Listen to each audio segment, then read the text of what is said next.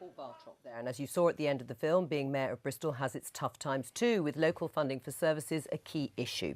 Joining us now to discuss local government funding is Chloe Westley from the Taxpayers Alliance. Welcome to the programme. Before I come to you, first of all, Marvin Hayes, protests there cutting spending in Bristol and funding, yet you could put up council tax by 6%. Why don't you?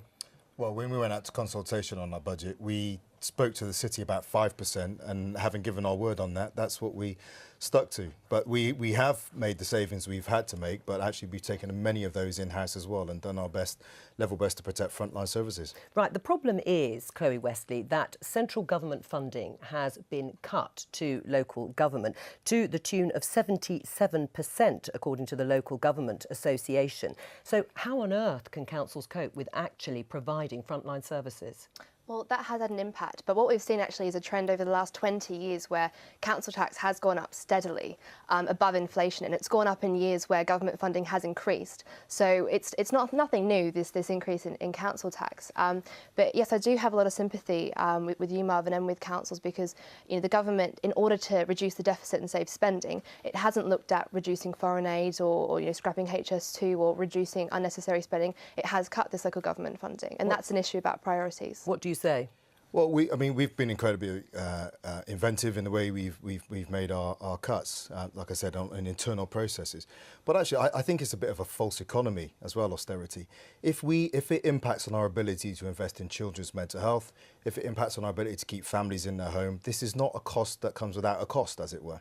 They will turn up somewhere else in the system, maybe not this year, maybe next, but in 5 years. Many of the things we do at local government level are about preventing longer-term costs to the public purse.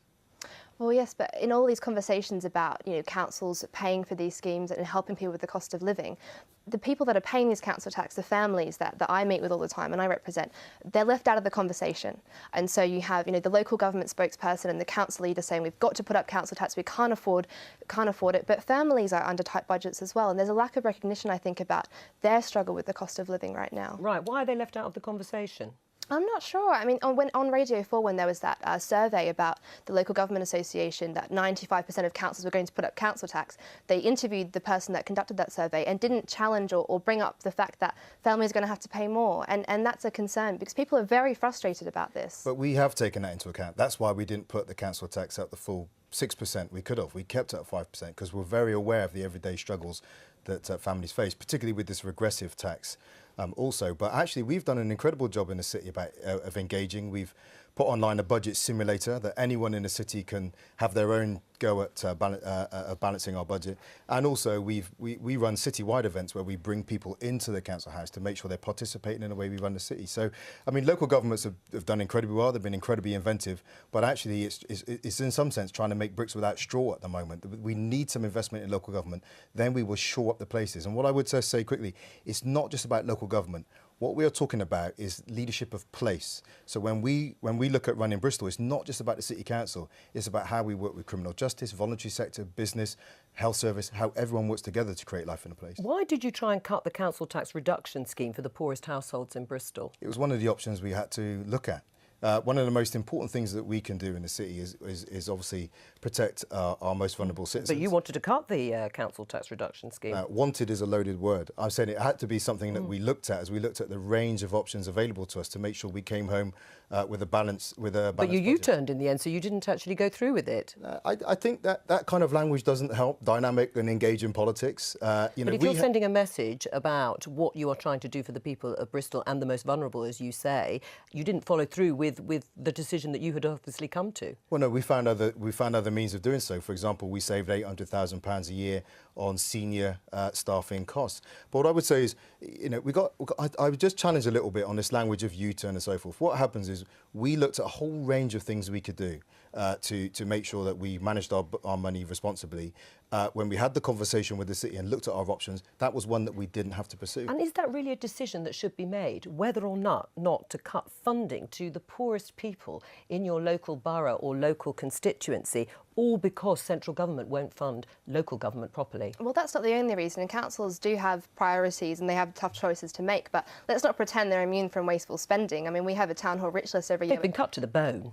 Well, I mean, they still find money for, lots and lots of pay for key bosses. There are 500 council employees in this country earning more than the Prime Minister. I think that would be a good place to start for less spending. And in Bristol, I think you've got an office in Brussels. I mean, I'd say that that can probably go when we leave the EU to save some money. That was a recommendation by the Conservative group last week. At this time when we are, in some sense, parting from the EU, it's absolutely essential that we are on the world stage promoting our businesses and the investable opportunities in our cities. If we step off the international stage at this time when government needs and our country needs all the help it needs for us to remain visible, that would be a backward step. What did you make of your colleague Labour MP Chris Williamson proposing a differential progressive council tax plan to hike bills for the better off and freeze them for the poorest? And he gave the speech in Bristol too. Yeah, I think before anyone goes and makes grand statements about what we do at the local level, they need to be leading at the local level.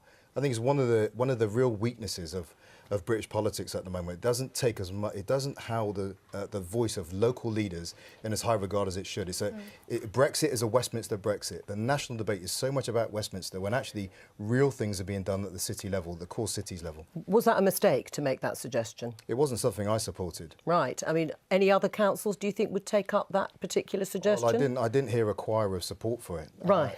What we're doing at the moment is making sure that we are financially responsible, delivering for our population, protecting the most needy and taking our cuts in-house. But what we need is government to start investing in local government. Just finally, re-evaluation of council tax bans, a good idea? Potentially, but just on that point about local power, I think there's an opportunity here. You might agree to change the way that local government is funded, because a lot of it is handouts from the government and council tax, whereas if you did have more tax-raising powers on the local level and more powers about how you can run services, a lot of it's mandated by central government, I think that would be a really good thing, because then you'd be in charge of more and people could vote for you based on changes that you're making and not on what the central government's telling you what to do. Chloe Westley, thank you.